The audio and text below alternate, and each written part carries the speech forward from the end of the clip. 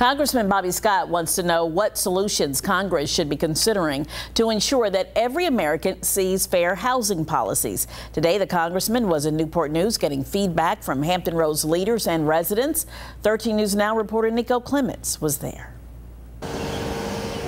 It's a problem local and state leaders are trying to address. Oh, it's embarrassing. Congressman Bobby Scott and other local leaders are brainstorming ways to lower the eviction rate in Hampton Roads. A recent report in the New York Times shows the Hampton Roads area has one of the highest levels of eviction judgments in the nation. Hampton, Newport News, Norfolk, and Chesapeake make up the top 10 cities on the list based on data from 2016. It's certainly a list you don't want to be on. Yet Congressman Scott says this discussion emphasizes the importance of funding housing programs because the people who qualify for the programs but don't get the benefit because of a lack of funding are the ones they see in eviction court. If we had more programming so that those who actually qualified could get the benefits of housing programs, we wouldn't have the problem that we have today. A problem Randy Logsden says he falls under. It makes me feel upset. Logsden says last July he complained to his landlord about a trash problem at Langley Mobile Home Village in Hampton. After threatening to take the issue to the city, Logsden says his landlord sent him a letter saying they didn't want to renew his lease. I'm at a loss. I don't know what to do. Logsden filed a lawsuit against his landlord for retaliation. He says they went to court and the judge granted a motion to dismiss the complaint in its entirety. And I'm one of those people